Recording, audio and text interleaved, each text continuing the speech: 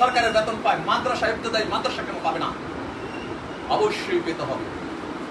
শিক্ষার মান, স্কুল যদি ভালো করে, মাদ্রাসা কেন পারবে না? অবশ্যই পারতে হবে, পারবে।